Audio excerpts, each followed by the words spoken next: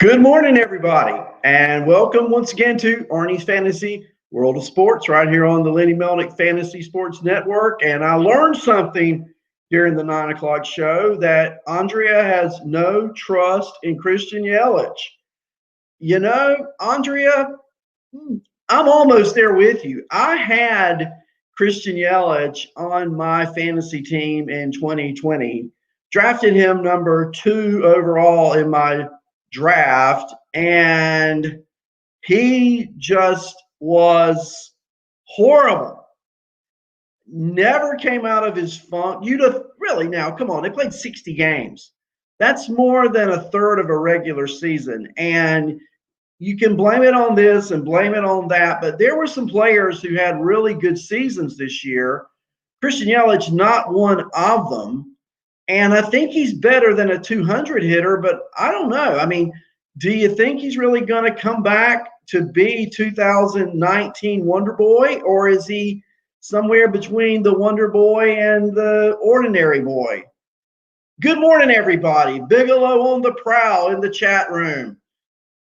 Corona Cyclones, Chris Gallo, DK Lush, Doug Boyle, Jack Youngblood. Good morning. Lawrence of Warwick, Lenny Malpal, Sunny D, Taco, Zelmo, and Unholy Toledo. It's good to see all of you in the chat room this morning. If you're not listening in the chat room, you can follow me live on Facebook under StreamYard. I should be on there now, and you can ask questions in the chat room. You can ask questions on StreamYard, whichever you would like to do. We're going to talk a little fantasy. And good morning, everyone. Let's see. Andrea said good morning. Jack said good morning. You know I'm looking. So if you have any fantasy football questions, that's what we're going to talk about this morning for just a few minutes. As I spend some of your morning with you, thank you for letting me come into your home or car, wherever you may be, and enjoying a few minutes of chat with you today. This is fun. So let's talk about that game tonight. It's going to be the kickoff to week 10. I've talked to you this year about my 14-team league, fantasy football league that I'm in. It is probably, good morning, Linwood Price. It was probably one of the most difficult leagues I have ever been in, football or otherwise. I made a trade yesterday. Do you want to hear about it? You're going to hear about it whether you want to or not. But this is a league where I started the year 0-2. I lost one game by 2 points. That game, I lost 3 players to injury, all in the same game. Kind of bumming on that one still. And then in week 2, I lost by 5 points. Since week 2, I have not lost. And now I'm sitting at 7-2 and in first place in my league. My quarterback is Russell Wilson. Most of you know Russell Wilson, Linwood Price, watching on StreamYard on Facebook. He's really aware of him. Wolfpack, great, huh? Keenan Allen, Will Fuller, James Conner, Josh Jacobs. I picked up Austin Hooper from Cleveland because my tight end, George Kittle, is on the injured reserve. I added some running backs. I added Leonard Fournette. I added Antonio Brown. But yesterday, before we start talking about the Colts and the Titans tonight, I offered a trade. Linwood gave me the thumbs up because I'm talking about the one, only the great quarterback of the Seattle Seahawks. That would have to be Russell Wilson, Wolfpack extraordinaire. But yesterday a trade was made, and here was the offer. This went back and forth. In our league, we can trade draft picks. And so you try not to do that, but sometimes necessity calls, right? You have to do what you have to do. So I am enamored with DK Metcalf for a couple of reasons. First of all, he is a specimen of a wide receiver, unknown, unlike any other. And secondly, I already have Russell Wilson, his quarterback. So I've been trying to get DK. He's on a team who is 2-7 now. The owner of the 2-7 team has been very active. He doesn't quit. He lost his first 7 games. He's just the opposite of me. He lost his first 7. He won his last 2. I lost my first 2. I won my last 7. He's in 13th place. Only 8 teams make it. Last year I finished 6-7. Did not make the playoffs. It's difficult to make the playoffs in this league with a losing record. I'll go ahead and tell you. But yesterday I made a trade offer. And here's how it finally went down. I traded away McKinnon, running back for the 49ers. I traded away Justin Herbert, rookie quarterback sensation from the Los Angeles Chargers, and my next year second-round pick. Now, this is a league where we have a keeper and a first-rounder, so I'll have 2 picks. I'll lose my 3rd pick, basically. What I received in return was his 8th-round pick, Ben Roethlisberger, and I know he's waiting around for a COVID test, but I needed a backup quarterback. And in this league, there are none left. And DK Metcalf. So now I have DK Metcalf at one wide receiver. I have Keenan Allen at the other wide receiver. I moved Will Fuller, who is the #1 receiver for Houston, to my flex position. Connor and Jacobs are my running backs. Hooper is my tight end. On my bench now, Fournette, AB, Antonio Brown, Jordan Reed, Giovanni Bernard. I'd like to keep a Tar Heel on there too, Linwood.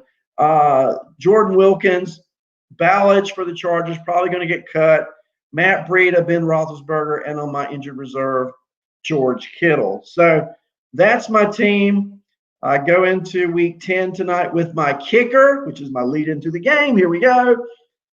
My kicker on my team is Rodrigo Blankenship of the Indianapolis Colts. The Colts play the Tennessee Titans tonight. It's the kickoff to week 10. The game starts at 8:20. It's going to be played in Nissan Stadium in Nashville, Tennessee. It's on Fox and the NFL Network. No, I don't have Lockett. Brandy Vickery has Lockett, and Brandy's in the race for the championship, I guess. So don't see him trading me Lockett. Don't know what I would have to give up to even get Lockett. But I'm done trading draft picks, I can tell you that. Tonight, look, I think the Colts will win. That's an upset. The Titans are 6-2. The Colts are 5-3. And there's a reason why I believe that. First of all, you look at what Tennessee brings to the table in the form of their running back, Derrick Henry. Well, last week, Derrick Henry only gained 68 yards rushing, no touchdowns. It was a bad week in fantasy for Derrick Henry. I offered the Derrick Henry owner a trade. He turned it down repeatedly. You know, Henry has a great schedule, but if he doesn't score a touchdown, he is sort of touchdown dependent. And now teams are starting to focus on him. And the linebackers of the Indianapolis Colts, they are fast, quick to the ball. And even though he only had a 68-yard day last week, look, Indy doesn't give up over 50 yards a game rushing. I just don't see Derrick Henry having a big game tonight. We shall see. Okay. He got stuffed against Pittsburgh the week before that, stuffed against Chicago. They have good run defenses. So does Indy. I just see this week, I'm not saying he's not a bad fantasy player. I'm just saying this week, I don't see Derrick Henry running wild against the Indianapolis defense. I think this will be a low-scoring game. I think the Titans, who have failed to get 300 yards in total offense the 2 of the last 3 weeks, will continue. I think the Colts have in quarterback Phillip Rivers, an experienced quarterback who will spread it around. Last week, Rivers threw the ball to 12 different receivers, 12. And I know there's been a lot of controversy about the running back position in Indianapolis, but look, they're getting the job done. So I'm going out and predicting the score. Here we go. Let's see. Indy 17, the Titans 13. That's where I think it's going. And with that, the AFC South would be in a deadlock at 6-3. And if you look at that AFC division, right now there are 9 viable playoff teams fighting for 7 or 8 slots. Now they've talked about going to 8 teams, but there are 9 teams with 3 losses or less in that division. And I just think anyone in the AFC is viable. You take a look at individual games, okay? Take a look at that Raider-Chief game a couple weeks ago in Kansas City. So if you are a Kansas City fan, which I am not, and you say, well, Kansas City's the cream of the crop in the AFC, but they lost to Oakland, or excuse me, Las Vegas. I do that sometimes. The Raiders, at the same time, they can lose to another team. It's a week-to-week process. The Steelers are a great example. They're, look, undefeated, 8-0. But last week struggled with the Dallas Cowboys. The Cowboys are not that good. But on a given week in the NFL, you never know what's going to happen. The Cowboys exceeded expectations last week. They're on a bye week this week. They let it all go. Pittsburgh, now they play Cincinnati this week. Joe Burrow, the question there is, will Mixon play? Look, Mixon's got a bad foot. And we can talk about injuries to running backs.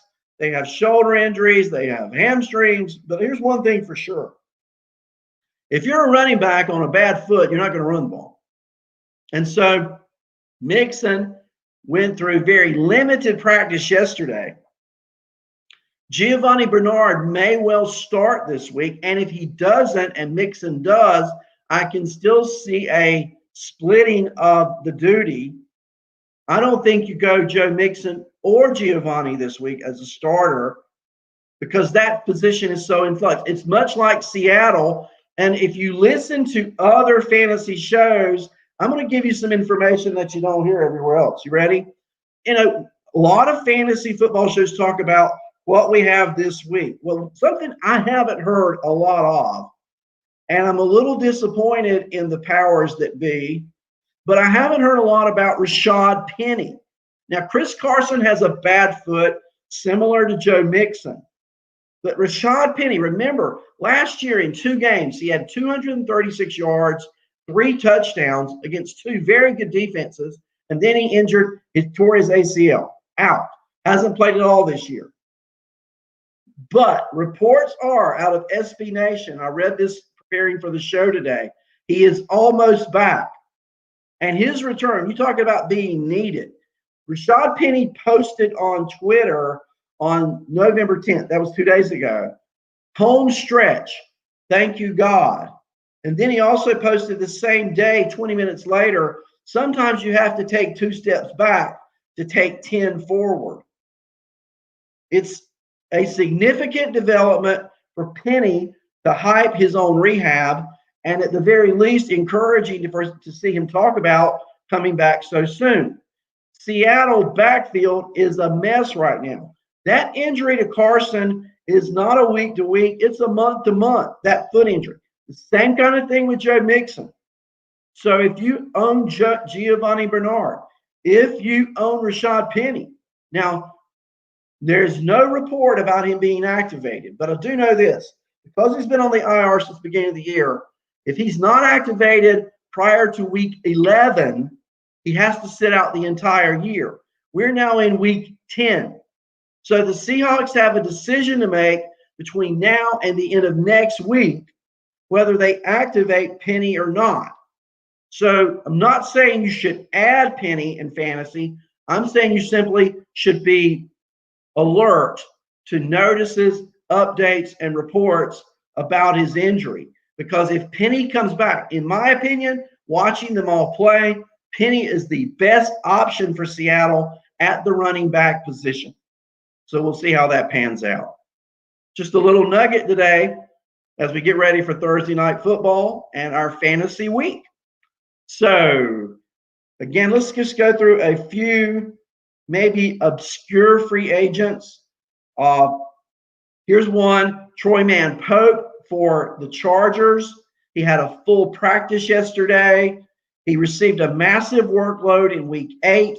He had 10 carries for 67 yards, 5 catches for 28, had a head injury. He seemed to be the hot hand ahead of the other running backs. I would not be surprised if Troyman Pope is not the starter this week for the Los Angeles Chargers. Another player to keep your eye on this week versus Denver is Nelson Aguilar, wide receiver for the Raiders. He caught another touchdown last week from Carr. Look, other than the one blip on the screen at Cleveland 2 weeks ago when the winds were 40 miles an hour, his 4 other games in order: Buffalo 12 points, Kansas City 14 points, Tampa Bay 19 points, and the Chargers 12.5 points. Aguilar, a good fill-in option if your team's on a bye week this week at the wide receiver position. So I like Pope as an obscure running back to add, and I like Aguilar as a waiver wire add at wide receiver. Guys, I've enjoyed being with you this morning. Got a busy day ahead. Got to go get it. But thank you for joining me. Thank you for those in the chat room, for those who are watching on Facebook, on StreamYard. It's been a pleasure. Thank you again for being with us here on the network. And I'll be back on Monday morning right here on Fantasy World of Sports.